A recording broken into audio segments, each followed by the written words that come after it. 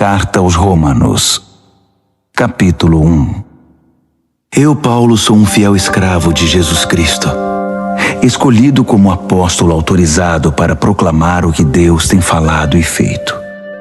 Escrevo esta carta a todos os cristãos de Roma, amigos de Deus.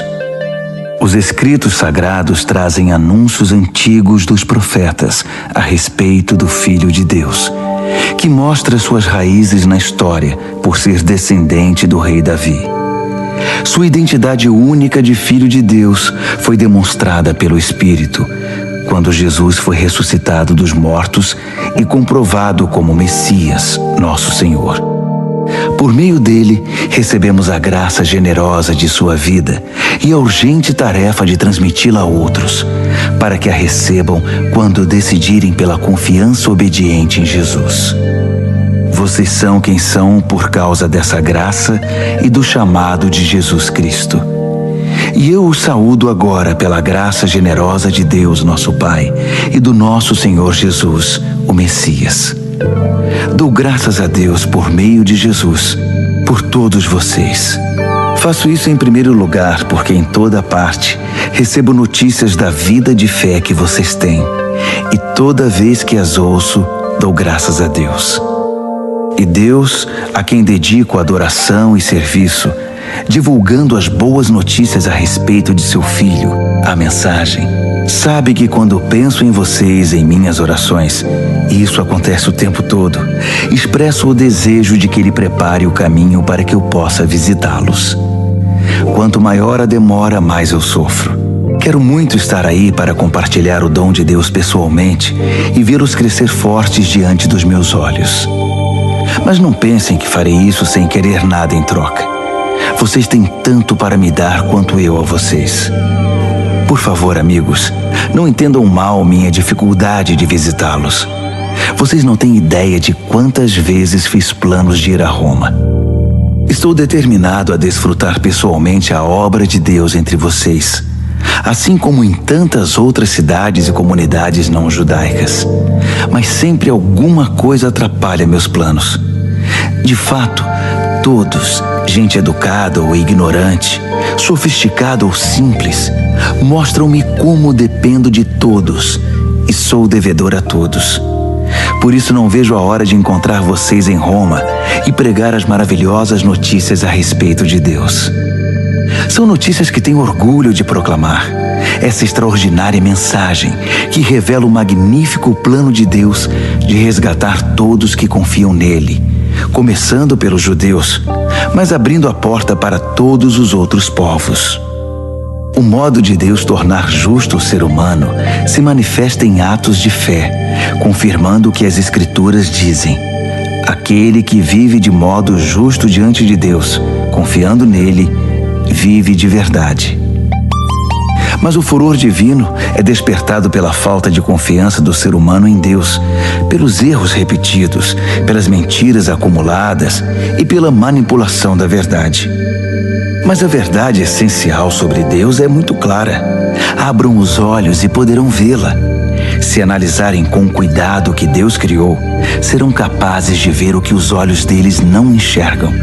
O poder eterno, por exemplo, e o mistério do ser divino. Portanto, ninguém tem desculpa. Vejam o que aconteceu. A humanidade conhecia Deus perfeitamente, mas deixou de tratá-lo como Deus, recusando-se a adorá-lo, e foi reduzida a um tão terrível estado de insensatez e confusão que a vida humana perdeu o sentido. Eles fingem saber tudo, mas são ignorantes sobre a vida. Trocaram a glória de Deus que sustenta o mundo por imagens baratas vendidas na feira. Então Deus se pronunciou: se é isso que vocês querem, é o que terão. Não demorou muito para que fossem viver num chiqueiro, enlameados, sujos por dentro e por fora. Tudo porque trocaram o Deus verdadeiro por um Deus falso e passaram a adorar o Deus que fizeram no lugar do Deus que os fez, o Deus a quem bendizemos e que nos abençoa.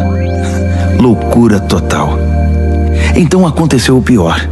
Como se recusaram conhecer Deus, Logo perderam a noção do que significa ser humano. Mulheres não sabiam mais ser mulheres. Homens não sabiam mais ser homens. Sexualmente confusos, abusaram um do outro e se degradaram. Mulheres com mulheres, homens com homens. Pura libertinagem, pois de modo algum isso pode ser amor. Mas eles pagaram caro por isso. E como pagaram? São vazios de Deus e do amor divino, perversos, infelizes e sem amor humano. Uma vez que eles não se importaram em reconhecer Deus, Deus desistiu deles e os deixou por conta própria. A vida deles agora é uma confusão só, um mal que desce ladeira abaixo. Eles tomam à força o que é alheio, são ambiciosos e caluniadores, cheios de inveja, violência, brigas e trapaças, fizeram da vida um inferno. Olhem para eles, são maliciosos, venenosos, críticos ferozes de Deus, brigões, arrogantes, gente vazia e insuportável. Mestres em criar meios de destruir vidas e revoltados contra os pais. Não passam de seres tolos, asquerosos, cruéis e intransigentes. Até parece que eles não sabem o que fazem, mas têm plena consciência de que estão cuspindo no rosto de Deus. E não se importam. Pior ainda, premiam quem faz as piores coisas com eficiência. Romanos, capítulo 2. A humanidade caiu num abismo cada vez mais fundo. Mas se você pensa que está em nível mais elevado, de onde pode apontar o dedo para os outros, esqueça. Cada vez que você critica alguém, está se condenando. Você é tão errado quanto quem você critica. Criticar os outros é uma forma bem conhecida de ignorar os próprios crimes e erros. Mas Deus não é enganado tão facilmente. Ele vê através da cortina de fumaça e o responsabiliza pelo que você faz. Ou você acha que conseguiria distrair a atenção de Deus dos seus erros, apontando o dedo para os erros dos outros? Ou que por ser um Deus tão bondoso, Ele o deixaria livre de obrigações? É melhor pensar direito desde o princípio. Deus é bom, mas não é bobo. Por sua bondade, Ele nos toma pela mão e nos conduz a uma mudança radical de vida. Não há como escapar. Rejeitar Deus ou fugir dele é como jogar lenha na fogueira.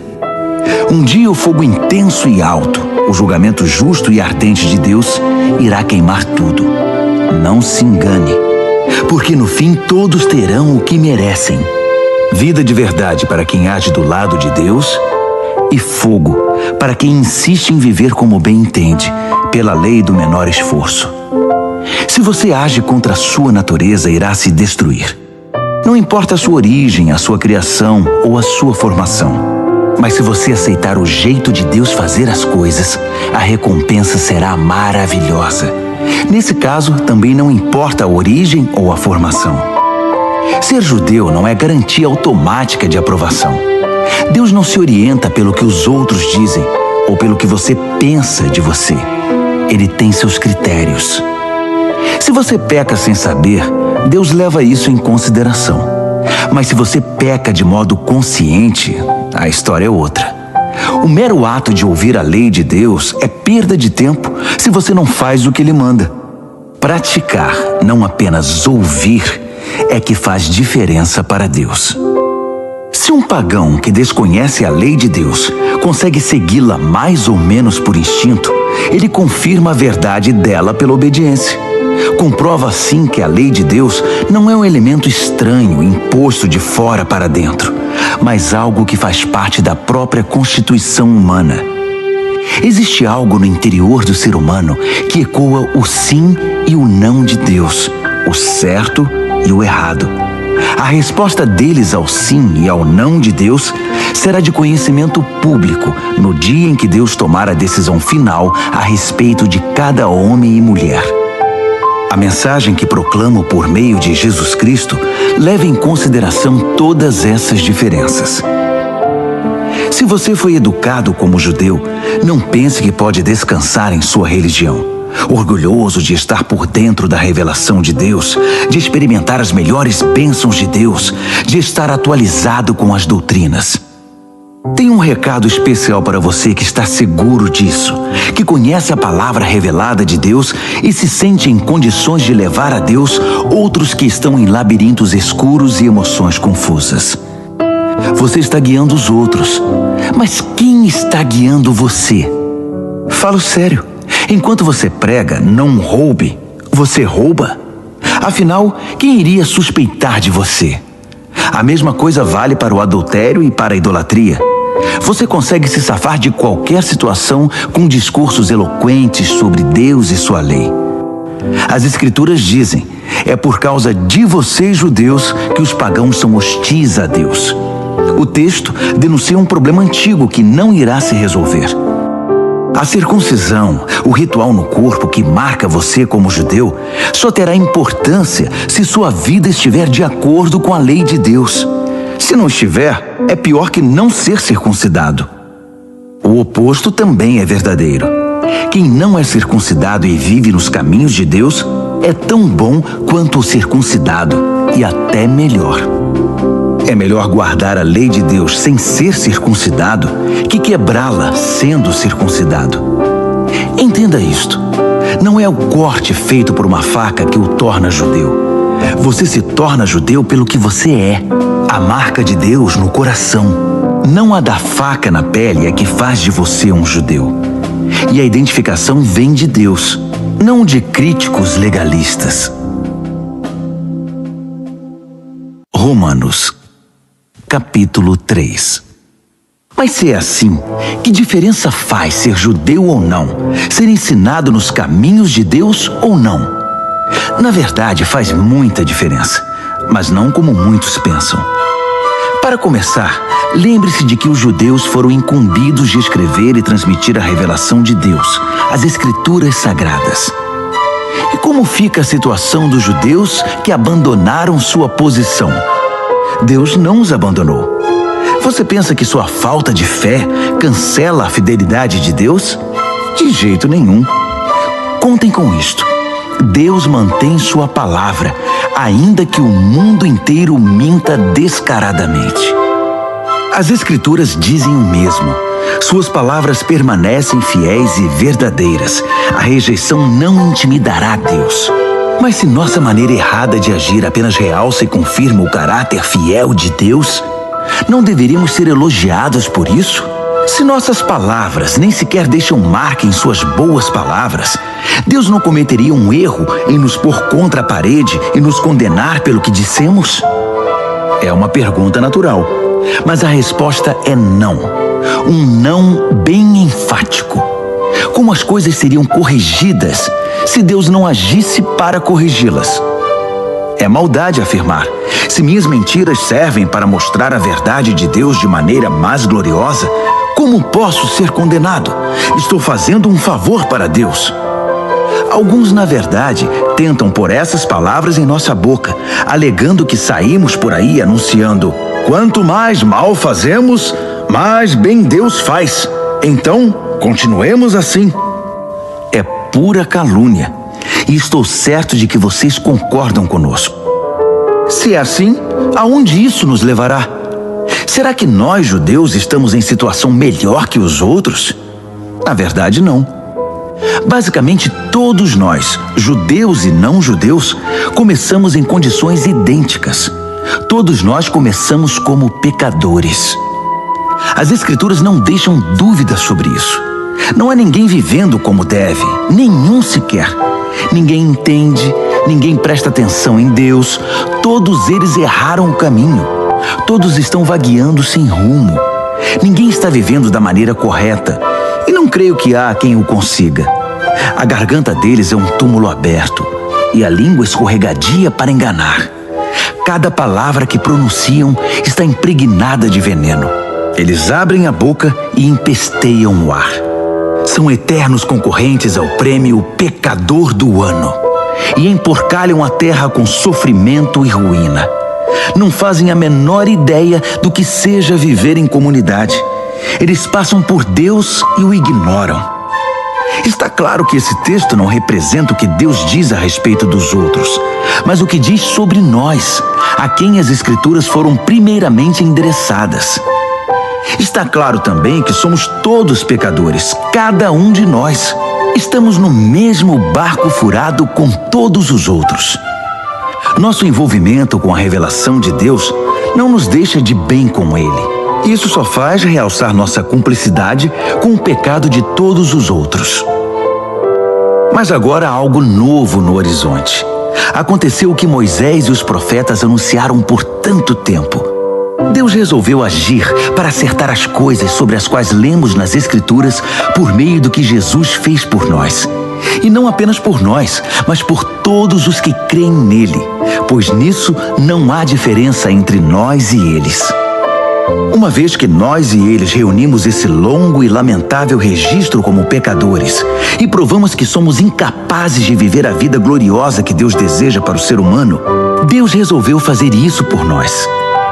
Por pura graça generosa, Ele decidiu acertar nossa situação com Ele. Um presente do céu. Ele nos retirou da confusão em que estávamos e nos restaurou para fazer de nós o que Ele sempre quis que fôssemos. E Ele o fez por meio de Jesus Cristo. Deus sacrificou Jesus no altar do mundo para purificar o mundo do pecado. A fé nele nos deixa limpos. Deus decidiu, sob o olhar de todos, deixar o mundo numa situação aceitável diante dele por meio do sacrifício de Jesus, finalmente cuidando dos pecados que ele havia suportado com tanta paciência. Isso não só está claro, mas acontece agora. É história atual. Deus consertou a situação e também agora permite que vivamos em sua justiça. Portanto, como fica o orgulho judeu com seus supostos direitos? Anulado? Sim, anulado. O que aprendemos é o seguinte: Deus não reage ao que nós fazemos. Nós é que reagimos ao que Deus faz. Finalmente conseguimos entender. Nossa vida se acerta com Deus e com os demais quando o deixamos acertar a situação, não quando tentamos fazer tudo sozinhos, com orgulho e ansiedade. E como fica a orgulhosa alegação judaica de termos o monopólio de Deus? Anulada também. Deus é o Deus do judeu e de quem não é judeu. Como poderia ser diferente se há apenas um Deus? Deus resolve a situação de todos que aceitam o que Ele fez e disso participam. Tanto os que seguem nosso sistema religioso, quanto os que nunca ouviram falar da nossa religião. Mas ao mudar nosso foco do que nós fazemos para o que Deus faz, não anulamos a rigorosa guarda das regras e leis que Deus estabeleceu? De modo algum. Quando adotamos o estilo de vida condizente com essa reconciliação, nós as confirmamos. Romanos, capítulo 4. Pois bem, como encaixar o que sabemos a respeito de Abraão, nosso primeiro pai na fé, nessa nova maneira de enxergar as coisas? Se Abraão tivesse sido aprovado por Deus pelo que fez, ele poderia ter recebido crédito. Mas o que temos é a história de Deus, não a de Abraão. Assim lemos nas Escrituras.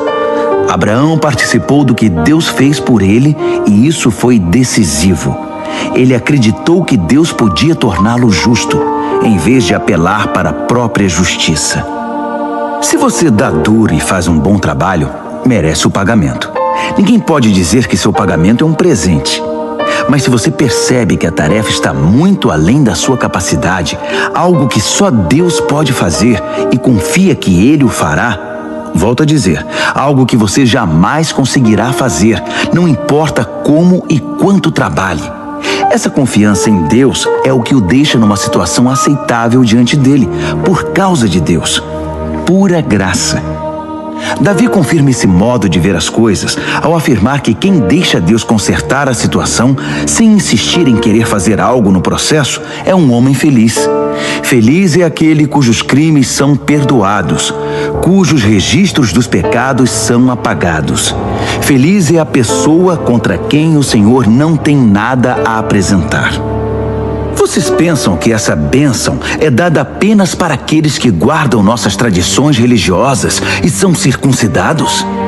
Acham que a bênção pode ser dada a alguém que nunca ouviu falar das nossas tradições, que não foi criado em nossa forma de devoção para com Deus? Todos nós concordamos em que foi por aceitar o que Deus fez por Abraão que ele foi declarado justo diante de Deus, não é?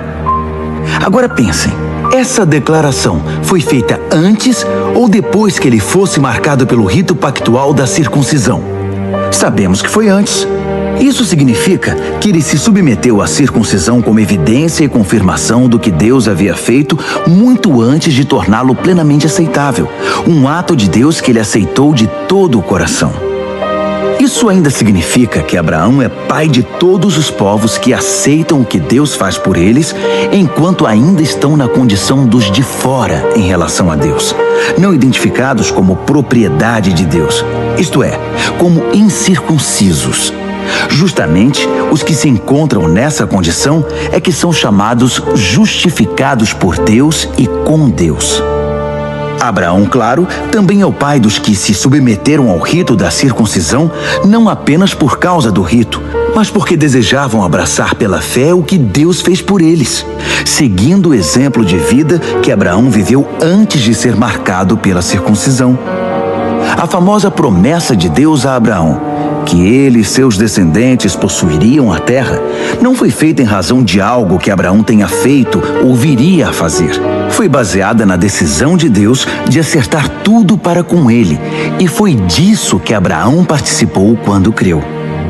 Se alguém receber esse presente de Deus apenas por ter seguido certas ordens ou por ter cumprido formalidades, essa confiança não faz sentido e a promessa vira um contrato frio. Seria um acordo comercial, não uma promessa santa. Um contrato cheio de pormenores, elaborado por um advogado detalhista, pode resultar em obrigações que você jamais seria capaz de cumprir. Mas se não há contrato, apenas uma promessa, e uma promessa de Deus, você não pode quebrá-la. É por isso que o cumprimento da promessa de Deus depende inteiramente da confiança que depositamos nele e em seus caminhos, e de que o aceitemos e a tudo que ele faz. A promessa de Deus chega como um presente.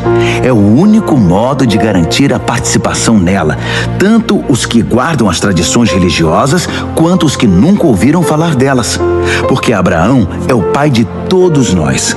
Ele não é o nosso pai racial. Isso seria ler a história de trás para frente. Ele é nosso pai na fé. Chamamos Abraão de pai, não porque Deus lhe tenha dado atenção por ter vivido como santo, mas porque Deus agiu em Abraão quando ele não era ninguém. Não é o que lemos nas Escrituras, que Deus diz a Abraão: farei de você pai de muitos povos?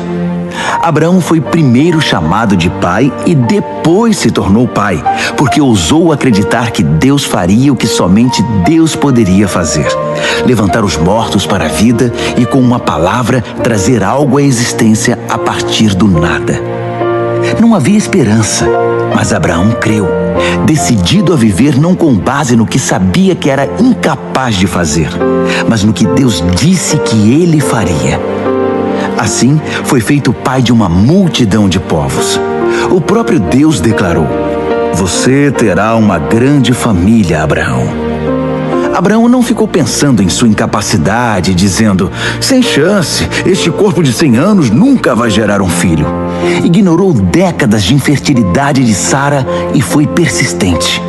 Não foi reticente sobre a promessa de Deus com questionamentos. Em vez disso, mergulhou na promessa e se fortaleceu. Ficou à disposição de Deus, certo de que ele cumpriria o que tinha dito. É por isso que se diz: Abraão foi declarado justo diante de Deus ao confiar que Deus o justificaria. Mas não é só Abraão. O mesmo acontece conosco. O mesmo é dito a respeito de nós, que aceitamos e cremos naquele que trouxe Jesus à vida, quando de igual modo não havia mais esperança. O Jesus que foi sacrificado fez-nos aceitáveis diante de Deus, tornou-nos justos perante Deus. Romanos, capítulo 5. Ao aceitar pela fé o que Deus sempre desejou para nós, consertar nossa situação com Ele, tornar-nos prontos para Ele, alcançamos tudo isso com Deus por causa do nosso Senhor Jesus. Mais ainda, abrimos-nos para Deus e descobrimos ao mesmo tempo que Ele já se abriu para nós e nos achamos no lugar que Ele queria que estivéssemos perante a graça e a glória de Deus na presença dEle, expressando o nosso louvor. Mas ainda há muito mais. Continuamos a expressar nosso louvor, mesmo que estejamos cheios de problemas, porque sabemos que os problemas podem desenvolver em nós paciência. E como a paciência, por sua vez, forja o aço temperado da virtude, mantendo-nos atentos quanto ao que Deus pretende fazer. Desse modo, passamos a ter esperança. Com essa expectativa, jamais nos sentiremos enganados. A verdade é que nem temos como reunir todas as vasilhas necessárias para encher com tudo o que Deus generosamente derrama sobre nossa vida por meio do Espírito Santo. Cristo chegou na hora certa para tornar isso realidade. Ele não esperou que todos estivessem preparados. Apresentou-se disposto ao sacrifício quando ainda éramos fracos e rebeldes demais para fazer alguma coisa por nós mesmos. Mesmo que não fôssemos tão fracos, de qualquer maneira não saberíamos o que fazer. Podemos entender quando alguém morre por uma pessoa digna e como alguém bom e nobre poderia inspirar um sacrifício abnegado. Mas Deus demonstrou quanto nos ama ao oferecer seu Filho em sacrifício por nós, quando ainda éramos tão ingratos e maus para com Ele. Agora que nossa situação com Deus está resolvida por meio dessa morte sacrificial, o perfeito sacrifício de sangue, não há mais razão para estar em oposição a Deus sobre qualquer assunto. Se em nossa pior situação fomos postos em condição favorável diante de Deus pelo sacrifício de seu Filho, agora que estamos nessa situação maravilhosa, apenas imaginem como nossa vida poderá ser plena e gloriosa por meio da vida proporcionada pela ressurreição. Agora que já desfrutamos esta maravilhosa amizade com Deus, não nos contentaremos com meras declarações formais, mas cantaremos louvores a Deus por meio de Jesus, o Messias. Vocês conhecem a história de Adão e de como ele nos lançou no dilema em que estamos. O primeiro pecado, depois a morte. E ninguém ficou isento do pecado ou da morte. Aquele pecado afetou os relacionamentos com Deus em tudo e com todo mundo. Mas a extensão das consequências negativas não ficou clara até que Deus a explicasse em detalhes a Moisés. Até os que não pecaram como Adão, que desobedeceu a um mandamento específico de Deus, tiveram de experimentar o fim da vida, a separação de Deus. Mas Adão, que nos pôs nessa situação, também aponta para aquele que nos livrará dela. Todavia, o resgate não é proporcional ao pecado que traz morte. Se o pecado de um homem deixa multidões de pessoas no profundo abismo da separação de Deus, imaginem a eficácia do dom de Deus derramado por meio de um homem, Jesus Cristo. Não há comparação entre o pecado que traz morte e esse generoso dom gerador de vida. A sentença pronunciada sobre aquele pecado foi a morte, mas sobre os muitos pecados que se seguiram veio a sentença de vida. Se a morte obteve supremacia pelo erro de um homem, imagine o que pode fazer a extraordinária recuperação de vida que agarramos com ambas as mãos, esse dom de vida extravagante, essa restauração total providenciados pelo homem Jesus Cristo. Aqui está um resumo de tudo. Assim como uma única pessoa errou e nos deixou todo esse problemão com o pecado e a morte, também uma única pessoa fez o que era certo e nos livrou de tudo isso. Mais que apenas nos livrar do problema, ele nos trouxe para a vida. Um homem disse não a Deus e afundou muita gente no erro. Outro homem disse sim a Deus e consertou tudo o que estava errado. Tudo que a lei contra o pecado conseguiu fazer foi produzir mais gente que desrespeitasse a lei. Mas o pecado não teve nem tem chance de competir contra o perdão poderoso que chamamos graça.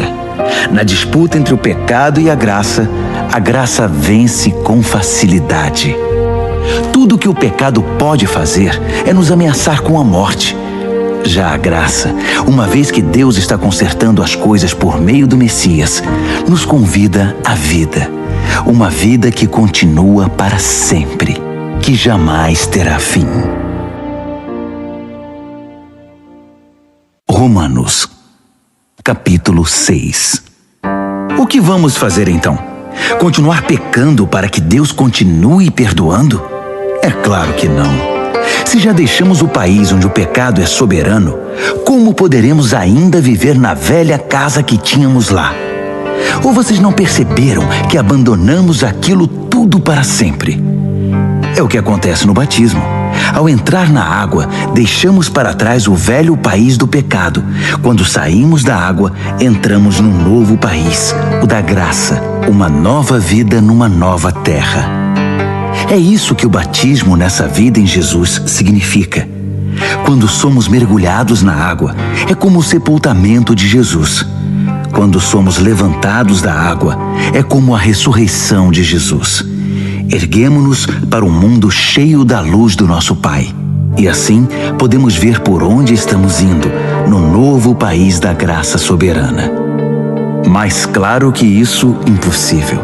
Nosso velho modo de viver foi pregado na cruz com Cristo, um fim decisivo para aquela vida miserável de pecado. Não estamos mais à mercê do convite do pecado. Cremos que se estamos incluídos na morte de Cristo, que venceu o pecado, estamos incluídos também em sua ressurreição, que nos traz vida. Sabemos que quando Jesus foi levantado dos mortos, isso foi um sinal de que a morte não seria mais o destino final. Nunca mais ela terá a última palavra.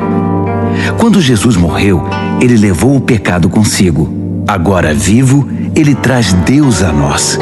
De agora em diante devemos pensar assim: o pecado fala uma língua morta que nada significa para nós. Deus fala nossa língua materna e entendemos cada palavra. Vocês estão mortos para o pecado e vivos para Deus. Foi o que Jesus fez. Isso significa que vocês devem conduzir a vida de um modo que não deem oportunidade ao pecado. Não deem a ele nenhuma chance. Evitem até as mínimas coisas que estejam ligadas com o antigo modo de viver. Abracem de todo o coração e em tempo integral o modo de Deus agir. Lembrem-se de que vocês foram ressuscitados. O pecado não pode mais ditar as regras da vida de vocês. Afinal, vocês não estão mais vivendo sob a velha tirania. Estão vivendo na liberdade de Deus. Agora, se estamos livres da velha tirania, podemos viver como quisermos? Uma vez que estamos livres na liberdade de Deus, podemos fazer o que nos vier à cabeça? De jeito nenhum. Vocês sabem por experiência própria que certos atos baseados numa suposta liberdade acabam destruindo a liberdade. Ofereçam-se ao pecado, por exemplo, e será o último ato livre de vocês. Mas ofereçam-se aos caminhos de Deus e jamais perderão a verdadeira liberdade. Durante a vida inteira, vocês deixaram o pecado ditar as regras. Mas graças a Deus, vocês começaram a ouvir um novo Senhor, cujas ordens os deixam livres para viver na liberdade dele.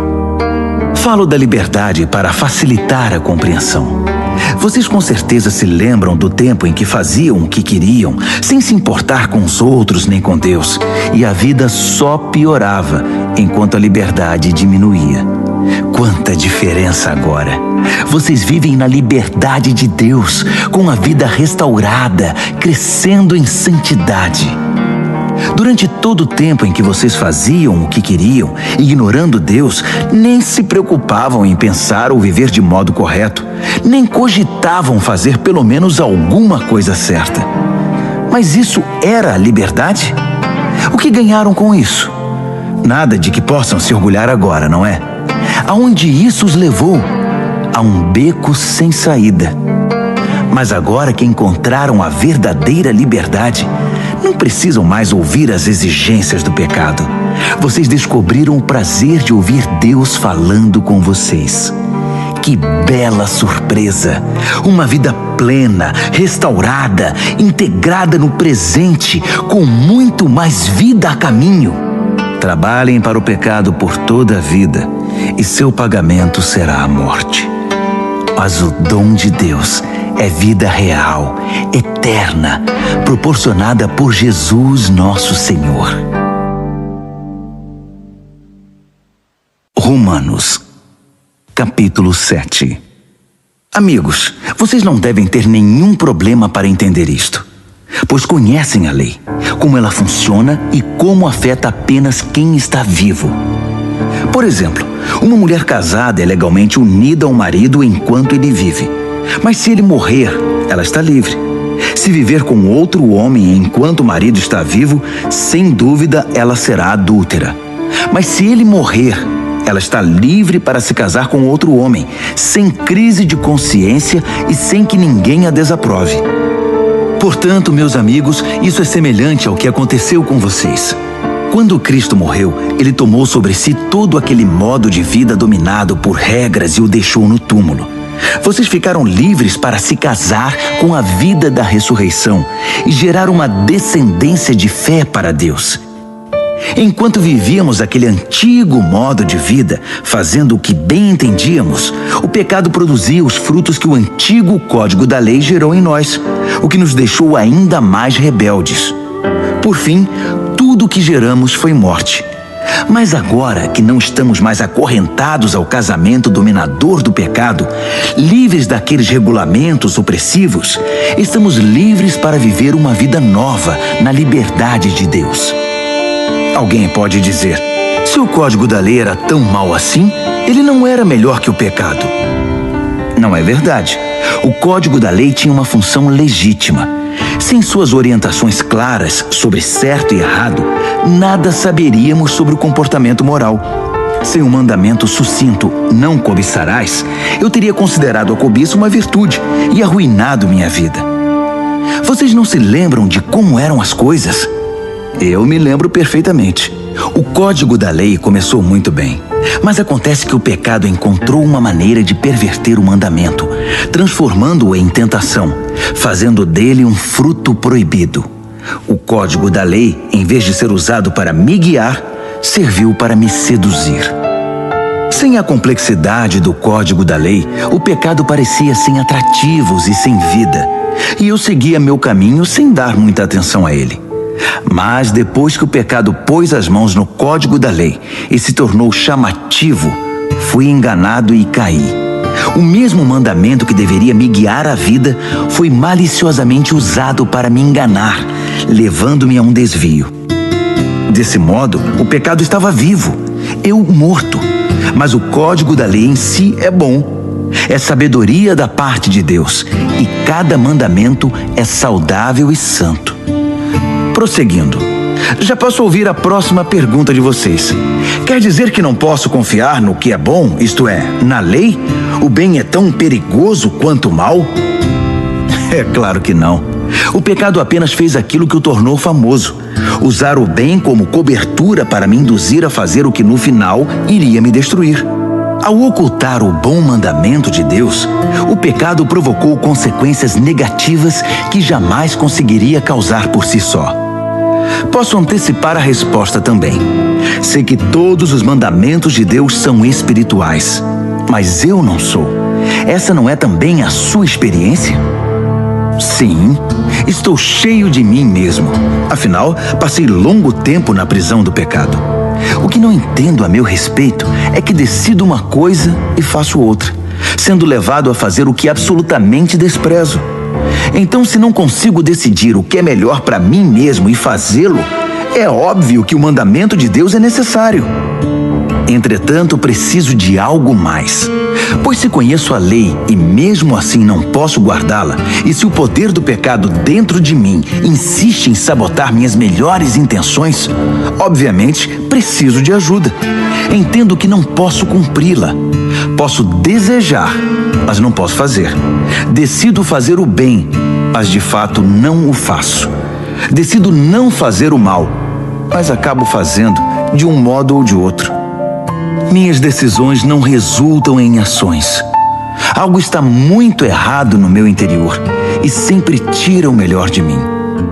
Isso acontece tanto que já é previsível. No momento em que decido fazer o bem, o pecado está lá para me derrubar. É pura verdade que eu me alegro nos mandamentos de Deus. Mas é óbvio que nem tudo em mim é festa. Partes de mim se rebelam em segredo. E quando menos espero, elas assumem o controle. Já tentei de tudo, mas nada resolve. Já não aguento mais. Não há ninguém que possa me ajudar? Não é essa a verdadeira pergunta? A resposta, graças a Deus, é que Jesus Cristo pode e me ajuda. Ele agiu para consertar as coisas nesta vida de contradições com a qual quero servir a Deus de todo o coração e mente, mas sou puxado pela influência do pecado e acabo fazendo algo que não desejo.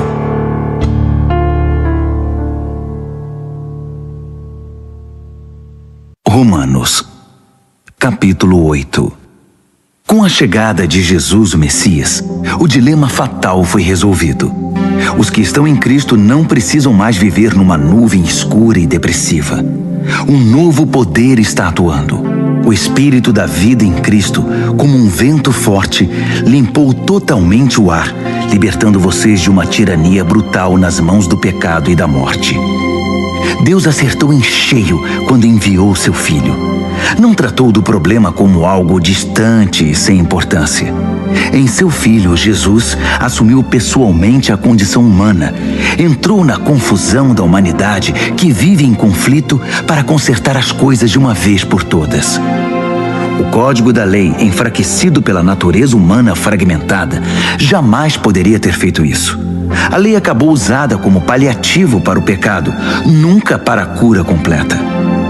E agora o que o código da lei pede, mas que não conseguiríamos cumprir por nós mesmos, é que em vez de redobrar nossos esforços, simplesmente aceitemos o que o Espírito está fazendo em nós. Os que pensam que podem fazê-lo por si mesmos terminam obcecados por medir sua força moral, mas sem resultados na vida real. Os que confiam na ação de Deus descobrem que o Espírito de Deus está neles, vivendo e respirando Deus. Ficar obcecado consigo mesmo nessa questão é entrar num beco sem saída. Quem olha para Deus é levado para um campo aberto, a uma vida livre, espaçosa. Direcionar o foco para si mesmo é o oposto de se concentrar em Deus. Qualquer pessoa absorvida em si mesma passa a ignorar Deus e acaba pensando mais nela que em Deus. Ignora quem Deus é e o que Ele está fazendo. E Deus não gosta de ser ignorado. Mas se o próprio Deus está em vocês, dificilmente irão pensar mais em vocês mesmos que nele. Quem não recebeu esse Deus invisível, mas plenamente presente, o Espírito de Cristo, não saberá do que estamos falando. Mas vocês que o receberam e o têm habitando em vocês, mesmo que ainda experimentem as limitações do pecado, experimentam a vida de acordo com Deus. Não há dúvida de que se o Deus vivo e presente, que ressuscitou Jesus dentre os mortos, atua na vida de vocês, Ele fará em vocês o mesmo que fez em Jesus. Ele os trará vivos para si. Quando Deus vive e respira em vocês, e Ele o faz, como fez em Jesus, vocês são libertos daquela vida morta. Com seu Espírito vivendo em vocês, o corpo de vocês será tão cheio de vida quanto de Cristo. Vocês não percebem que não devemos um centavo à velha vida, na qual a pessoa tem de fazer tudo por si? Não há nada nessa vida para nós, nada mesmo. O melhor a fazer é dar a ela um enterro definitivo e se engajar na nova vida. O Espírito de Deus nos chama. Há muito o que fazer e lugares para conhecer. A vida da ressurreição que vocês receberam de Deus não é vazia. Nela há uma constante expectativa de aventura que sempre pergunta para Deus: e agora, Pai, o que vamos fazer? Como as crianças fazem. O Espírito de Deus entra em contato com o nosso espírito e confirma a nossa identidade. Sabemos quem Ele é e sabemos quem somos, Pai e filhos. Sabemos também que vamos receber o que está por vir, uma herança inacreditável. Iremos passar pelo que Cristo passou. Se enfrentamos momentos difíceis com Ele, então é certo que com Ele passaremos momentos inesquecíveis. Não penso que seja possível fazer uma só comparação entre os tempos difíceis de hoje e os bons tempos que virão. O mundo criado quase não se contém esperando pelo que vem a seguir. Tudo na criação sofre restrições. Deus a controla até que todas as criaturas estejam prontas e possam ser libertadas para os tempos gloriosos que virão. Enquanto isso, a alegria aumenta com a expectativa. Tudo ao nosso redor observa uma criação grávida. Os tempos difíceis de dor neste mundo são apenas dores de parto. Mas isso não é apenas ao nosso redor, é também dentro de nós. O Espírito de Deus está nos impulsionando por dentro.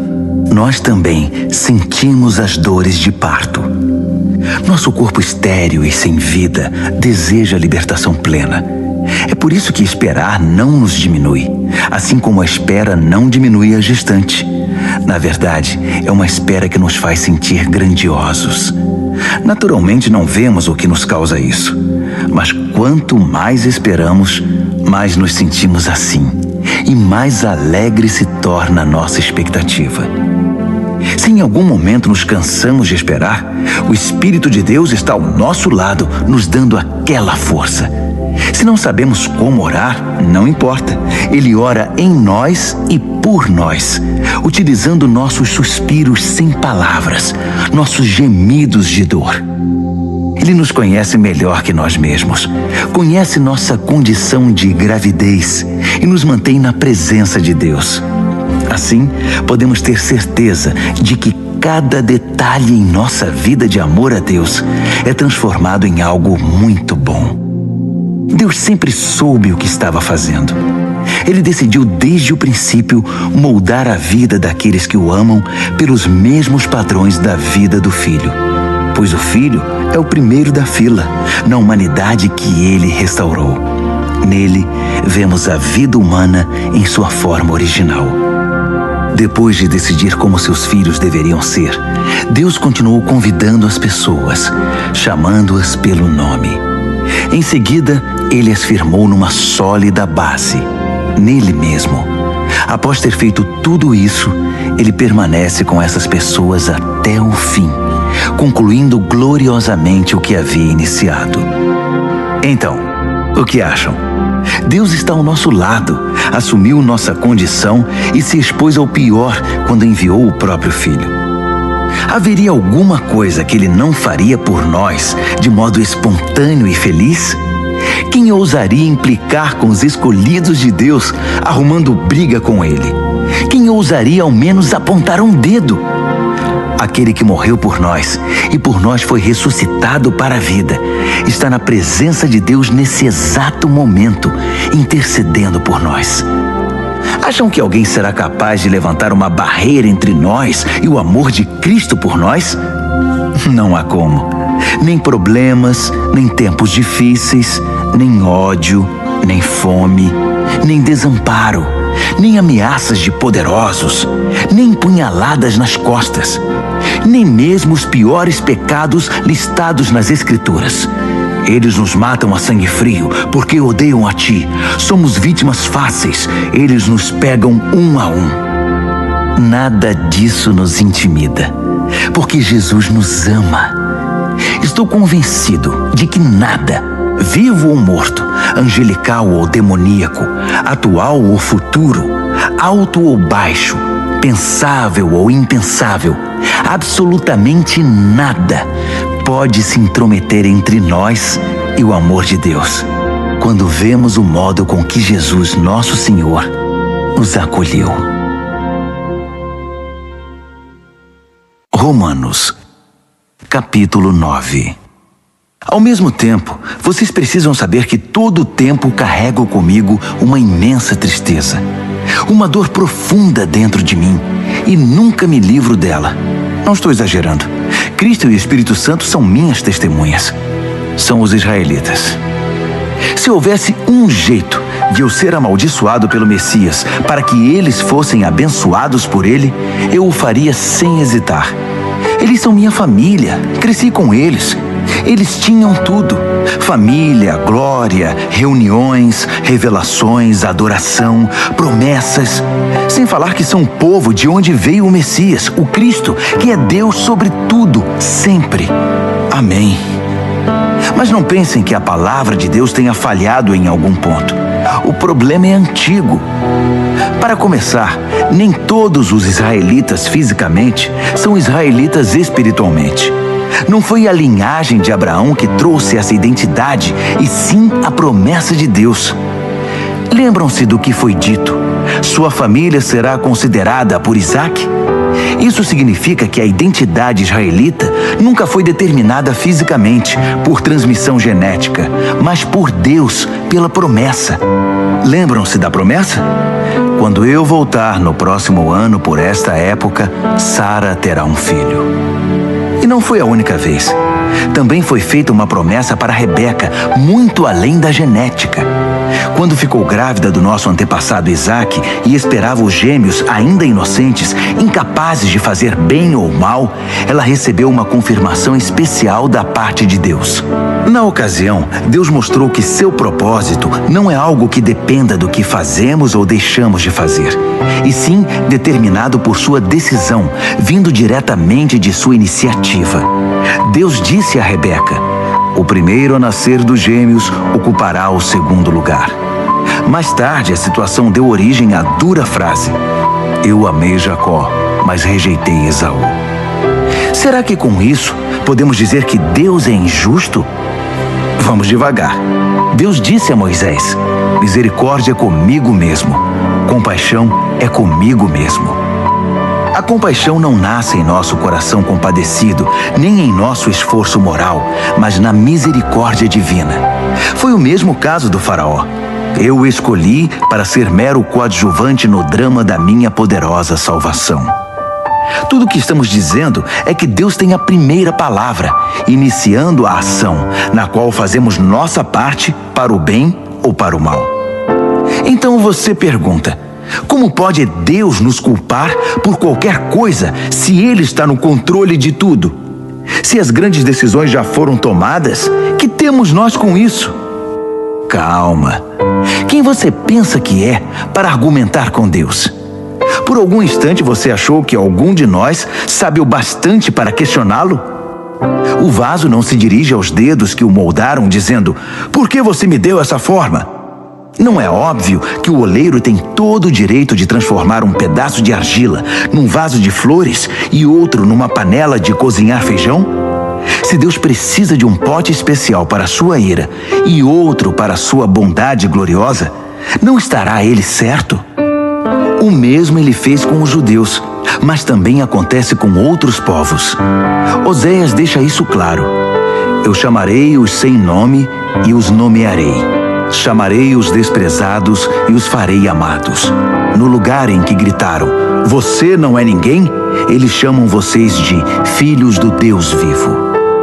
Isaías mantém a ênfase: se cada grão de areia da praia fosse numerado e a soma chamada escolhidos de Deus, eles seriam ainda números, não nomes. A salvação vem por escolha pessoal. Deus não nos conta, chama pelo nome. Meros números não são seu objetivo. Isaías enxergou esta realidade. Se nosso poderoso Deus não nos tivesse dado um legado de filhos vivos, acabaríamos como cidades fantasma, como Sodoma e Gomorra. Como resumir tudo isso? Todos os que não pareciam interessados no que Deus estava fazendo, na verdade, abraçaram o que Deus fazia quando Ele endireitou a vida deles. E Israel, que parecia tão interessado em ler e falar sobre o que Deus estava fazendo, distanciou-se de Deus. Como puderam se distanciar? Porque em vez de confiar em Deus, eles assumiram o controle. Estavam envolvidos no que eles mesmos faziam, tão envolvidos nos seus projetos de Deus que não perceberam Deus à sua frente, como uma pedra no meio da estrada. Então tropeçaram nele e continuaram caindo. E Isaías de novo junta tudo isso numa metáfora. Cuidado, pois uma pedra enorme no caminho para o Monte Sião, uma pedra que você não pode contornar. mas eu sou a pedra. Se você me procura, me encontrará a caminho, não obstruindo o caminho. Romanos, capítulo 10. Acreditem em mim, amigos. Para Israel desejo o melhor. Salvação, nada menos que isso. É o que desejo de todo o coração e em todo tempo oro a Deus por isso. Sei que os judeus são muito dedicados a Deus, mas estão fazendo tudo ao contrário. Não parecem entender que esse acerto da condição humana, que é a salvação, é obra de Deus, e muito bem sucedida. Eles montam suas lojas de salvação ao longo da rua e apregoam sua mercadoria. Após todos esses anos de recusa em se relacionar com Deus, nos termos dele, insistindo em fazer tudo à sua maneira, eles nada conseguiram como resultado. A revelação anterior tinha a intenção de nos deixar preparados para o Messias, apenas isso. Ele então iria consertar a situação dos que crescem nele. Moisés escreveu que quem insiste em usar o código da lei para viver de maneira correta diante de Deus, logo descobre que não é tão fácil. Cada detalhe da vida é minuciosamente regulamentado. Mas confiar em Deus para moldar a vida correta em nós é uma história diferente. Não se trata de uma escalada perigosa até os céus ou de uma perigosa descida ao abismo para trazer de lá o Messias. Então, o que exatamente Moisés estava dizendo? A palavra que salva está bem aqui, tão próxima quanto a língua da boca, tão próxima quanto o coração do peito. É a palavra da fé, que aceita que Deus trabalhe e acerte as coisas para nós. Essa é a essência da nossa pregação. Diga a Deus as palavras de boas-vindas. Jesus é meu Senhor. Receba de corpo e alma a obra de Deus, seu agir em nós, como no ato de ressuscitar Jesus. É isso. Você não está fazendo nada. Está simplesmente pedindo ajuda a Deus e confiando nele para que ele o faça. Salvação é isso. Com todo o seu ser, você aceita o agir de Deus para consertar a situação e pode dizer em alto e bom som: Deus acertou tudo entre mim e ele. As Escrituras garantem: ninguém que confie em Deus de todo o coração irá se arrepender disso. Isso não mudou. Não importa qual seja o antecedente religioso de alguém, o mesmo Deus é por todos nós, agindo do mesmo modo, com incrível generosidade para com todos os que buscam sua ajuda. Todo aquele que clamar, socorro Deus, alcançará ajuda. Mas como o povo pedirá ajuda se não sabe em quem confiar? E como saberão em quem confiar se nunca ouviram falar do único que é digno de confiança? E como poderão ouvir se ninguém contar a vocês? E como alguém contará a vocês, a não ser que alguém o envie? É por isso que as Escrituras exclamam: uma visão de tirar o fôlego, uma imensa multidão anunciando a todos as coisas maravilhosas de Deus. Mas nem todos estão preparados para ver, ouvir e agir. Isaías perguntou o que todos nós em algum momento perguntamos: Deus, será que alguém se importa? Será que alguém está ouvindo ou acreditando numa única palavra de tudo isso? A questão é a seguinte: antes de crer, você tem de ouvir. E a não ser que a palavra de Cristo seja pregada, não há nada para ouvir. Mas não são inúmeras as oportunidades que Israel tem de ouvir e entender o que está acontecendo? Inúmeras, eu disse. As vozes dos pregadores se foram pelo mundo, sua mensagem pelos 7 mares da terra. Então, a grande pergunta é: por que Israel não entendeu que não tinha espaço nessa mensagem? Moisés acertou quando predisse: quando vir Deus alcançar todos aqueles a quem você considera inferiores, estranhos, você irá morrer de inveja. Quando vir Deus alcançar os povos que você considera ignorantes espirituais, você vai ficar furioso. Isaías ousa pronunciar as seguintes palavras de Deus: povos me encontraram e me receberam, povos que nunca haviam me procurado. E eu encontrei e recebi povos que nunca antes haviam perguntado a meu respeito. Então ele conclui com uma acusação: dia após dia, chamei Israel de braços abertos, e para minha tristeza, não vi resposta a não ser puro desdém. Romanos, capítulo 11. Será que isso significa que Deus está tão farto de Israel que não quer mais nada com eles? É claro que não. Lembrem-se de que quem escreve estas coisas é um israelita, um descendente de Abraão, da tribo de Benjamim. Mais judeu impossível. Não estamos, portanto, falando de rejeição. Deus está muito envolvido com Israel. Investiu demais nesse povo para desistir agora. Elias, angustiado por causa desse mesmo Israel, clamou em oração: Deus, eles mataram teus profetas, destruíram teus altares. Só eu sobrevivi e agora eles estão atrás de mim. Lembram-se da resposta de Deus? Eu ainda tenho 7.000 que não desistiram, 7.000 que são leais até o fim. É a mesma coisa hoje. Ainda há uma minoria fiel e atuante. Talvez não muitos. Provavelmente mais do que vocês pensam. Eles estão firmes, não por causa do que pensam que ganharão com isso, mas porque estão convencidos da graça e do propósito de Deus em chamá-los. Se estivessem pensando apenas nos próprios interesses, já teriam largado tudo há muito tempo. O que aconteceu então? Bem, quando Israel tentou se acertar com Deus por esforço próprio, perseguindo os próprios interesses, não obteve sucesso. Os escolhidos de Deus foram os que deixaram Deus buscá-los pelo interesse que tem por eles. Como resultado, receberam um selo de aprovação. O Israel interesseiro tornou-se insensível a Deus. Moisés e Isaías comentaram a respeito. Farto de suas reclamações e do seu egoísmo, Deus obscureceu sua visão e entorpeceu seus ouvidos. Trancou-os numa sala de espelhos, e eles estão lá até hoje. Davi estava preocupado com a mesma coisa.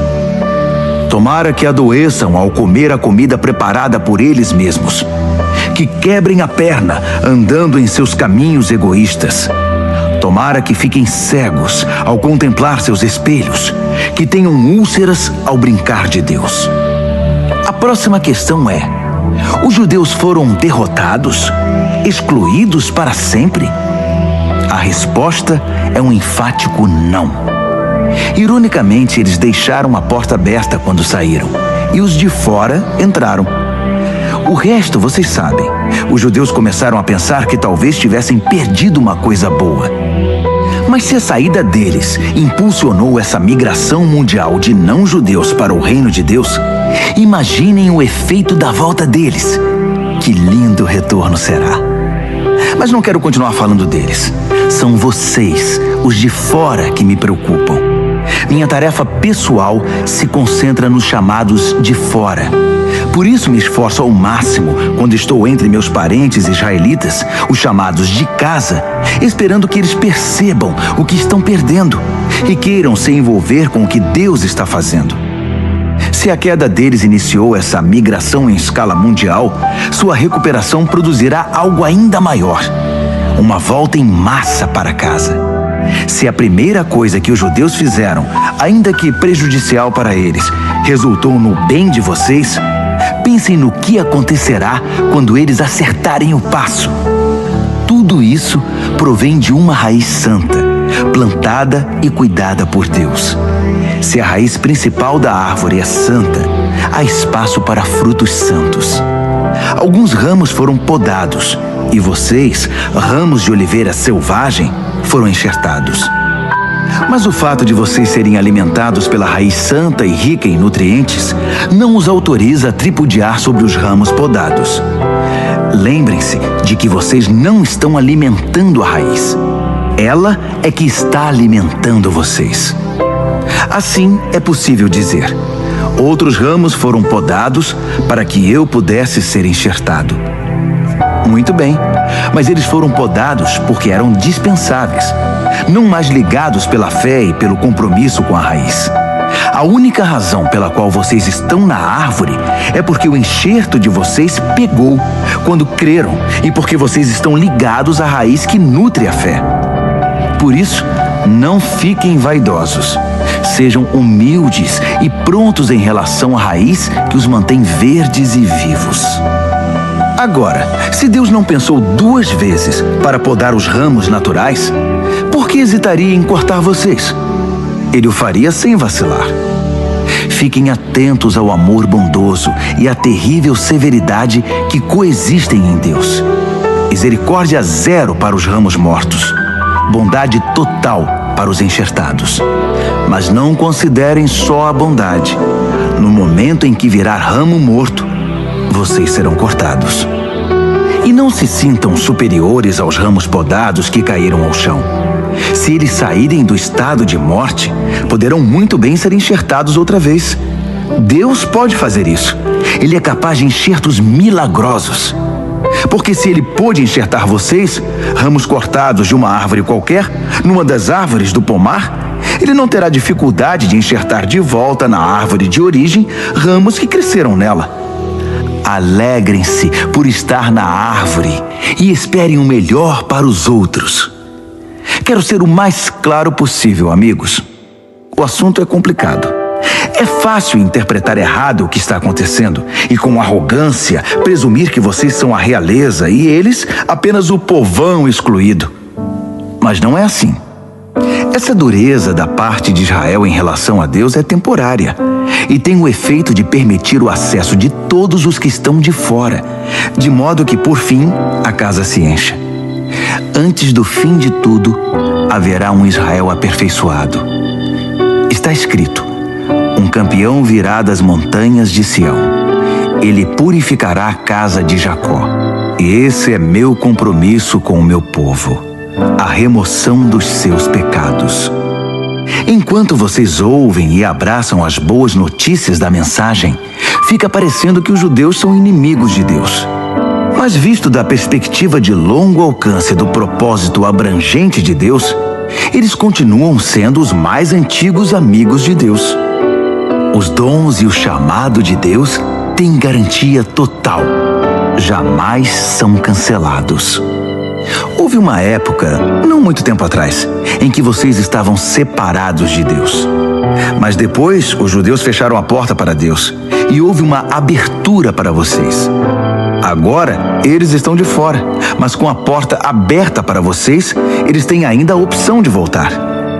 De algum modo, Deus permite que todos nós conheçamos o que é estar de fora, para que Ele, pessoalmente, possa abrir a porta e nos receber de volta. Vocês por acaso já viram algo que se compare à graça generosa de Deus ou à sua profunda sabedoria? É algo acima da nossa compreensão, que jamais entenderemos. Há alguém que possa explicar Deus? Alguém inteligente o bastante para lhe dizer o que fazer? Alguém que tenha feito a ele um grande favor? Ou a quem Deus tenha pedido conselho? Tudo dele procede. Tudo acontece por intermédio dele. Tudo termina nele. Glória para sempre. Louvor para sempre. Amém. Amém. Amém.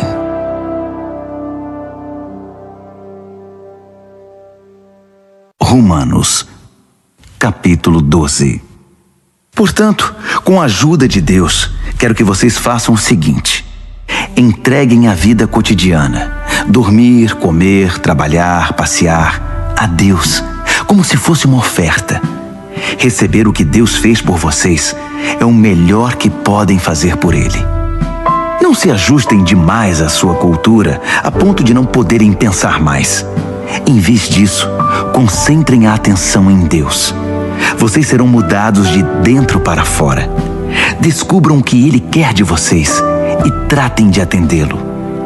Diferentemente da cultura dominante, que sempre os arrasta para baixo ao nível da imaturidade, Deus extrai o melhor de vocês e desenvolve em vocês uma verdadeira maturidade. Ao escrever para vocês, sinto profunda gratidão por tudo que Deus me deu, especialmente pela responsabilidade que tenho por vocês. Vivendo assim, como cada um de vocês em pura graça, é importante que não tenham um conceito errado de vocês mesmos, achando que têm alguma bondade para apresentar a Deus. Não, é Deus quem concede tudo a vocês. O único modo de nos entendermos é pelo que Deus é e pelo que Ele faz por nós, não pelo que somos e fazemos por Ele. Assim, somos como as várias partes do corpo humano. Cada parte tem seu significado no corpo, visto como um todo, mas não o contrário. O corpo de que estamos falando é o corpo formado pelas pessoas escolhidas por Cristo. Cada um de nós encontra significado e função como parte desse corpo. Não podemos ser como um dedo decepado que não tem valor. Então, desde que estejamos ligados às outras partes constituídas de maneira genial e funcionando maravilhosamente no corpo de Cristo, sejamos o que fomos feitos para ser, sem inveja ou sentimento de superioridade sobre os outros, sem tentar ser algo que não somos. Se você prega, limite-se a pregar a mensagem de Deus. Se você ajuda, apenas ajude. Não tente assumir o comando. Se você ensina, apegue-se ao ensino.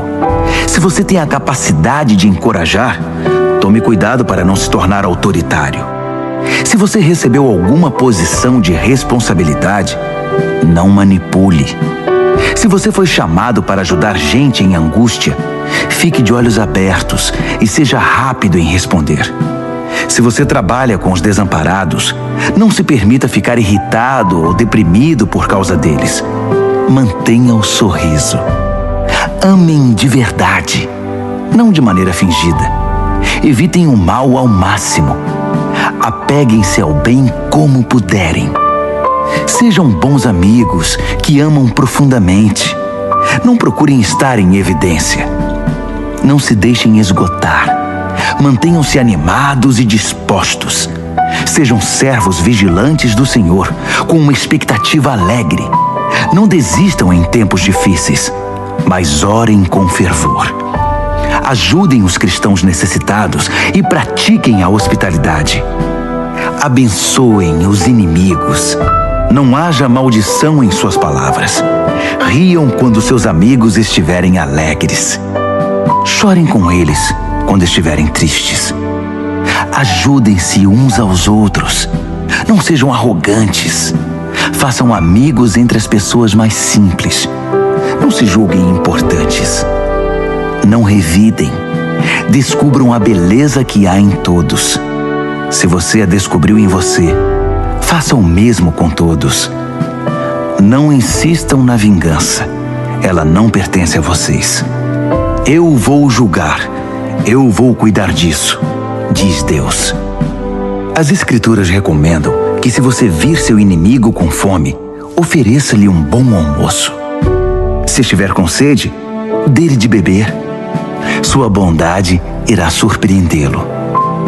Não permita que o mal vença em sua vida, mas vença o mal com a prática do bem. Romanos, capítulo 13. Sejam bons cidadãos. Todos os governos estão abaixo de Deus. Se há paz e ordem, é ordem de Deus. Então vivam de modo responsável como cidadãos. Se forem irresponsáveis para com o Estado, estarão sendo irresponsáveis para com Deus, e Deus pedirá contas disso. As autoridades constituídas só serão uma ameaça se desobedecerem. Os cidadãos decentes não têm o que temer. Querem estar em boa situação com o governo? Sejam cidadãos responsáveis e o governo trabalhará a seu favor. Mas se vocês desobedecem às leis o tempo todo, cuidado. Os guardas não estão aí apenas para serem admirados por seus uniformes. Deus também tem interesse em manter a ordem e os usa para isso. Portanto, vivam com responsabilidade, não apenas para evitar a punição, mas por ser a maneira certa de viver. É por isso também que vocês pagam impostos, para que a ordem seja mantida. Cumpram suas obrigações como um cidadão. Paguem seus impostos, paguem suas contas, respeitem seus superiores. Não façam dívidas, a não ser a imensa dívida de amor que vocês têm uns para com os outros. Quando vocês amam uns aos outros, estão cumprindo a lei, o código da lei. Não durma com uma pessoa casada, não tire a vida de ninguém, não pegue o que não é seu, não fique o tempo todo desejando o que você não tem. E todos os outros nãos que você pensar se resume nisto. Ame o próximo como a você mesmo. Você não faz nada errado quando ama o próximo. Adicione tudo ao código da lei e a soma total sempre dará amor. Mas cuidem para não serem absorvidos pelas obrigações diárias a ponto de perderem tempo e se distraírem de Deus. A noite está quase acabando. O dia vai raiar. Estejam atentos ao que Deus está fazendo. Ele está dando os últimos retoques na obra de salvação que começou quando cremos. Não podemos desperdiçar as preciosas horas do dia em futilidades, preguiça, distração, brigas e disputas. Saiam da cama e vistam-se. Não desperdicem o tempo, nem se demorem esperando até o último minuto. Revistam-se de Cristo e estejam preparados. Romanos, capítulo 14. Recebam de braços abertos os irmãos que não veem as coisas como vocês. Não os atropelem toda vez que eles fizerem ou falarem algo com o qual vocês não concordam, mesmo quando parecer que eles são fortes nas opiniões, mas fracos na fé. Tratem-nos com gentileza. Por exemplo, uma pessoa viajada pode muito bem estar convencida de que pode comer de tudo que há na mesa, enquanto o outro, com uma formação diferente, pode pensar que o certo é ser vegetariano. Mas como ambos são convidados à mesa de Cristo, não seria desagradável se um começasse a criticar o que o outro comeu ou deixou de comer? Afinal, Deus convidou ambos para a sua mesa. O que você vai fazer? Cortá-los da lista de convidados ou interferir nesse amor de Deus que a todos recebe? Se há correções a serem feitas ou lições a serem aprendidas, Deus pode lidar com elas sem sua ajuda. Digamos que alguém pense que determinados dias devem ser considerados sagrados, enquanto o outro pensa que todos os dias são iguais. Há boas razões para cada opinião. A verdade é que cada um é livre para seguir as convicções da consciência. O que importa em tudo isso é que se você guarda um dia sagrado, guarde-o por causa de Deus. Se você come carne, coma-a para a glória de Deus e agradeça a Ele pela picanha. Se você é vegetariano, coma vegetais para a glória de Deus e agradeça-lhe pelos brócolis. Nenhum de nós tem permissão para legislar nesses assuntos. É a Deus que vamos prestar contas, de tudo e em tudo, na vida e na morte, a ninguém mais. Foi por isto que Jesus viveu e morreu e depois viveu outra vez, para se tornar nosso Senhor sobre tudo, da vida à morte, e nos libertar das pequenas tiranias de cada um. Além do mais, o que você vai ganhar ao criticar um irmão? E quando você é tolerante com uma irmã? Preciso dizer que isso faz você parecer um tolo ou algo pior. Afinal, um dia todos nós iremos nos ajoelhar para sermos julgados na presença de Deus. Sua crítica ou sua tolerância não vão melhorar sua situação nem um pouco. Leiam vocês mesmos o que as Escrituras dizem. Tão certo como eu vivo e respiro, Deus diz, todo joelho se dobrará na minha presença. Toda língua dirá a pura verdade, que eu, e somente eu, sou Deus. Portanto, parem de se preocuparem indevidamente com os outros. Você já tem bastante com o que se preocupar, cuidando da própria vida diante de Deus. Deixem de lado a atitude de querer decidir o que é certo para o outro. Preocupem-se em não se intrometer na vida dos outros, tornando a vida mais difícil do que já é. Estou convencido, Jesus me convenceu, de que tudo é santo em si mesmo. Nós, pelas nossas atitudes ou palavras, é que podemos contaminar as coisas. Se vocês confundem os outros, fazendo do que as pessoas comem um campo de batalha, já perderam aquela amizade, aquele amor. Lembrem-se de que foi por essas pessoas que Cristo morreu. Vocês vão arriscar mandá-las para o inferno por causa de uma dieta? Não ousem fazer que a comida abençoada por Deus se torne um meio de envenenar a alma. O reino de Deus não tem a ver com o que vai para o estômago. Entendam isso. Tem a ver com o que Deus faz com sua vida quando Ele a conserta e completa sua obra com alegria. Nossa tarefa é servir a Cristo com sinceridade. Façam isso e irão matar 2 coelhos com uma única cajadada. Agradar a Deus mais que a vocês e mostrar seu valor para todo mundo. Assim, estaremos empregando nosso esforço na boa convivência fraterna. Ajudem-se mutuamente com palavras de ânimo. Não ponham seu irmão lá embaixo, apontando os defeitos dele. Não permitam que uma discussão a respeito do que é ou não é servido num jantar destrua a obra de Deus entre vocês. Já disse e repito, toda comida é boa, mas pode se tornar má se vocês a usarem mal, fazendo que os outros tropecem e caiam. Quando vocês se sentarem para comer, a preocupação principal não deve ser alimentar-se, mas compartilhar a vida de Jesus. Portanto, sejam sensíveis e educados com os outros que estão à mesa. Não comam, façam ou falem nada que interfira na livre troca de amor cristão. Cultivem o relacionamento com Deus, mas não o imponham aos outros.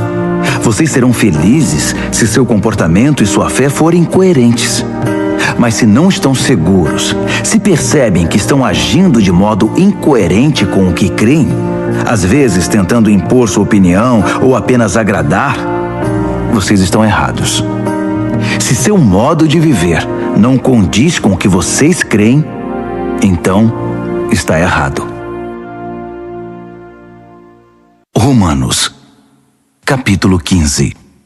Aqueles de nós que forem mais fortes e capazes na fé têm o dever de ajudar os que são vacilantes. Não devem fazer apenas o que for conveniente. Se temos força é para servir, não para ganhar prestígio. Cada um de nós precisa se preocupar com o bem-estar alheio, sempre perguntando: como posso ajudar? Foi o que Jesus fez. Ele não facilitou as coisas para si mesmo, evitando os problemas alheios, mas sempre estava disposto a ajudar. Assuma os problemas dos problemáticos. Assim as Escrituras apresentam a questão. Ainda que isso tenha sido registrado nas Escrituras há muito tempo, estejam certos de que foi escrito para nós.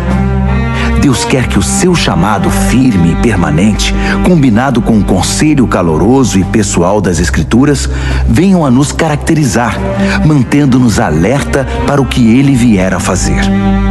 Que o nosso Deus fiel, imutável, pessoal e caloroso desenvolva a maturidade em vocês, de modo que possam estar um ao lado do outro, assim como Jesus se põe ao lado de cada um de nós.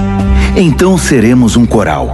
Não apenas nossa voz, mas nossa vida cantará um hino maravilhoso, em perfeita harmonia ao Deus e Pai do nosso Senhor Jesus Cristo. Portanto, estendam a mão e acolham uns aos outros para a glória de Deus. Jesus fez, agora é a vez de vocês. Sendo fiel aos propósitos de Deus, Jesus estendeu a mão aos judeus de maneira especial, de modo que as velhas promessas feitas aos antepassados se tornassem verdadeiras para eles. Como resultado, os não-judeus foram alcançados pela misericórdia e agora podem demonstrar gratidão a Deus. Pensem em todos os textos das Escrituras que se cumprem no que fazemos. Por exemplo, então vou reunir os que são de fora no cântico de um hino. Vou cantar ao seu nome. E esta: Vocês, os de fora e os de dentro, alegrem-se juntos. E outra vez, povos de todas as nações celebrem a Deus. Todas as cores e raças deem louvor sincero. E a palavra de Isaías: eis a raiz do nosso antepassado Jessé, progredindo na terra e tornando-se uma grande árvore, alta o bastante para que todos em toda parte a vejam e tenham esperança. Que o Deus da esperança viva encha vocês de alegria e paz, para que a vida de vocês se encha da energia vivificante do Espírito Santo e transborde de esperança. Pessoalmente, estou bastante satisfeito com o que vocês são e com o que estão fazendo. Parecem bem orientados e bastante motivados, capazes de guiar e orientar uns aos outros. Então, queridos amigos, não tomem minha linguagem ousada e dura como crítica. Não estou criticando, apenas destacando quanto preciso da ajuda de vocês para levar adiante esta tarefa específica que Deus me deu, esta obra evangélica e sacerdotal de servir às necessidades espirituais dos não-judeus, para que eles possam ser apresentados como oferta aceitável a Deus e se tornem íntegros e santos pelo Espírito Santo de Deus. Olhando para o que já foi feito e o que tenho observado, devo dizer que estou muito satisfeito. No contexto de Jesus, eu diria até orgulhoso, mas apenas nesse contexto. Não tenho interesse em dar a vocês um relato pormenorizado das minhas aventuras. Apenas as palavras e os atos de Cristo no presente, poderosos e transformadores para mim, que desencadearam uma resposta de fé entre os de fora. Nesses caminhos, tenho pregado a mensagem de Jesus, desde Jerusalém até o noroeste da Grécia. Tenho tido o cuidado de levar a mensagem apenas aos lugares nos quais Jesus ainda não é conhecido e adorado, seguindo o que está escrito: aqueles a quem nunca se falou a respeito dele, estes irão vê-lo. Os que nunca ouviram falar dele, estes receberão a mensagem. É por isso que estou demorando tanto para visitar vocês. Mas agora que não há mais trabalho pioneiro a ser feito nessas regiões, e como há muitos anos desejo ir vê-los, estou finalmente planejando minha visita. Vou para a Espanha e então espero passar por aí e desfrutar a companhia de vocês até que em tempo oportuno me enviem com a bênção de Deus. Mas primeiro vou a Jerusalém entregar a oferta de auxílio aos seguidores de Jesus que vivem ali. Os gregos, em todo o caminho dos macedônios no norte até os da Acaia no sul, decidiram fazer uma coleta para os cristãos pobres de Jerusalém. Fizeram isso com prazer, mas também era obrigação deles. Percebendo que usufruíam os dons espirituais que generosamente vinham da comunidade de Jerusalém, era o dever deles aliviar aquela pobreza. Tão logo eu entregue pessoalmente a cesta de frutos, parto para a Espanha, fazendo uma parada em Roma para ver vocês. Minha esperança é que essa minha visita se torne uma grande bênção de Cristo. Queridos amigos, tenho um pedido. Orem por mim. Orem fervorosamente comigo e por mim. A Deus o Pai, pelo poder do nosso Senhor Jesus e pelo amor do Espírito, para que eu seja liberto da cova dos leões dos descrentes na Judéia. Orem também para que minha oferta de auxílio aos cristãos de Jerusalém seja aceita no mesmo espírito em que foi recolhida. Assim, querendo Deus, irei até vocês com um coração leve e ansioso pelo consolo da companhia de vocês. O Deus da paz seja com todos vocês. Amém. Romanos, capítulo 16. Recebam bem nossa amiga Febe, que está a serviço do Senhor com a hospitalidade pela qual nós cristãos somos conhecidos. De todo o coração eu a recomendo, bem como sua obra. Ela é uma representante central da igreja de Cencreia. Ajudem-na em tudo o que ela pedir. Febe merece tudo o que fizerem por ela, pois já ajudou muita gente, até mesmo a mim. Saúdem Priscila e Áquila, que têm trabalhado lado a lado comigo, servindo Jesus. Eles arriscaram a vida por minha causa, e não sou o único que é agradecido a eles. Todos os grupos de cristãos não judeus também devem muito a esse casal, para não falar da igreja que se reúne na casa deles. Saúdem meu querido amigo Epêneto. Ele foi o primeiro seguidor de Jesus na província da Ásia. Saudações a Maria, como ela tem trabalhado por vocês. Saudações aos meus primos Andrônico e Júnias. Houve uma vez que compartilhamos uma cela de prisão. Eles já seguiam Cristo antes de eu me converter. Ambos são líderes destacados. Saudações a Amplíato, meu bom amigo na família de Deus. Saudações ao Urbano, nosso companheiro na obra de Cristo, e ao meu bom amigo Estaques. Saudações a Apeles, um verdadeiro e aprovado veterano no caminho de Cristo. Saudações à família de Aristóbulo. Saudações ao meu primo Herodião. Saudações a Trifena e Trifosa, mulheres prontas em servir o Senhor. Saudações a Pérside, amiga querida que tanto tem trabalhado em Cristo. Saudações a Rufo, um escolhido do Senhor, e a sua mãe. Ela tem sido também uma querida mãe para mim. Saudações a Asíncreto, Flegonte, Hermes, Pátrobas, Hermas e também as famílias deles. Saudações a Filólogo, Júlia, Nereu e sua irmã, e Olimpas, e a todos os seguidores de Jesus que vivem com eles. Abraços santos para todos. Todas as igrejas de Cristo enviam suas saudações mais calorosas. Amigos, um conselho final. Estejam atentos com relação aos que extraem algo do ensinamento que vocês aprenderam e depois o usam para criar confusão. Evitem essas pessoas. Elas não têm intenção de viver para o Senhor. Estão aqui pelo que podem obter e falam de modo piedoso para enganar os ingênuos. E como nunca houve dúvida acerca da honestidade de vocês quanto a essas questões, eu não poderia estar mais orgulhoso de vocês. Quero também que sejam prudentes, afeiçoados ao bem e distantes do mal. Não se deixem enganar pelas conversas suaves e ao mesmo tempo malignas. Fiquem atentos. Antes que percebam, o Deus da paz irá derrubar e pisotear Satanás no chão. Desfrutem o melhor de Jesus. Por fim, lá vão outras saudações. Timóteo, meu companheiro na obra, Lúcio e meus primos Jasão e Sosípatro enviam saudações.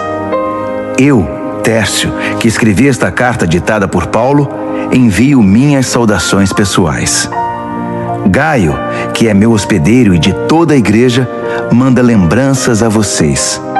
Erasto, o tesoureiro da cidade e nosso bom amigo Quarto, enviam saudações.